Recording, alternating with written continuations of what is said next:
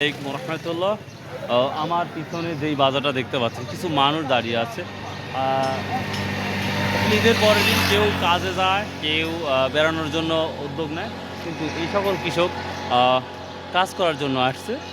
তো মাশাআল্লাহ, তো আজকের প্রাইসটা মোটামুটি ভালো, 600 টাকা সর্বোচ্চ হাই প্রাইস আমরা যেটা শুনতেছি এবং দেখতেছি। তারপরে আমরা কৃষকের সাথে কথা বলবো, আজকের সর্বোচ্চ কি দামটা যাচ্ছে সেটাই আমরা দেখানোর চেষ্টা করব ইনশাল্লাহ। আর যে কারণে বৃষ্টি হয়েছে, প্রচুর পরিমাণ বৃষ্টি হওয়ার কারণেই কিন্তু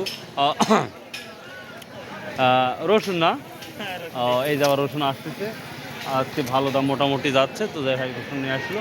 তো যাই হোক, কৃষকের কাছ থেকে শুনবো যে কী অবস্থা। আর যদি ভাই বৃষ্টি লেগে থাকে তাহলে কৃষক অনেক ক্ষতিগ্রস্তের মধ্যে পড়ে যাবে, আর শ্রমিকগুলার বেশি আরও ডবল দাম দিয়ে কিনতে হবে। তো দেখি আমরা আজকে শ্রমিকের কত দাম। আমি শুনেছি 600 টাকা।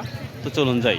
যে বিশ্ব রোড একেবারে ফাঁকা। বিশ্ব রোডে পার হতে হলে অবশ্যই নিজেকে সতর্ক রাখতে হবে, এটা আমাদের মাথায় রাখতে হবে। আর এই যে অলরেডি গরু জবাই করা হয়েছে। সালামু আলাইকুম। কাকা কত টাকা দিয়ে বিক্রি হলেন আজকে? বিক্রি হয়েছেন ভাই? শ্রমিক নিতে আসছেন, কামলা নিতে আসছেন? ও, দিতে আসছেন। কত টাকা করে বললো? 650 টাকা। ঈদের পরের দিন চলে আসছেন, বসে থেকে আর কি করবেন? 650 টাকা করে, তাও জান নাই না? 700 চাইতেছেন। বাজারটা আসলে মূলত কত, 600 না 650? 600, 650 এটাই মূলত বাজার।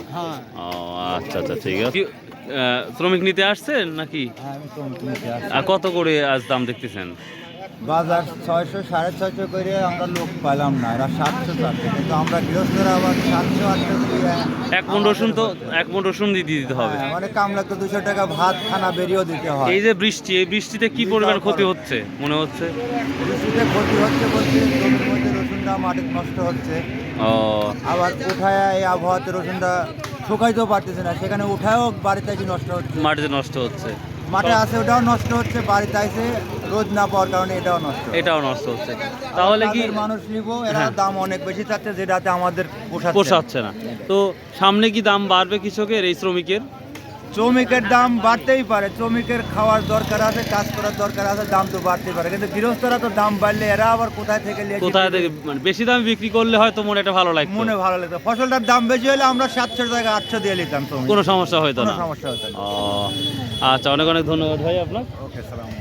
তো প্রিয় দর্শক, আমরা কৃষকের বা আমরা মালিকের মুখে থেকে যেটা শুনতেছি, দামটা অনেক বেশি। ভাই আসসালামু আলাইকুম, কত টাকা করে নিলেন ভাইয়া? ওঠানো কয়টা বন্ধ চলবে? টাকা তো আগে ডাইরেক্ট দিয়ে দিতে হবে, টাকা যা। আচ্ছা আচ্ছা, ঠিক আছে, দিয়ে দিন ভাই। তা আচ্ছা, তাই না? দেখ, আলহামদুলিল্লাহ, শুনে ভালো লাগলো। ঠিক আছে।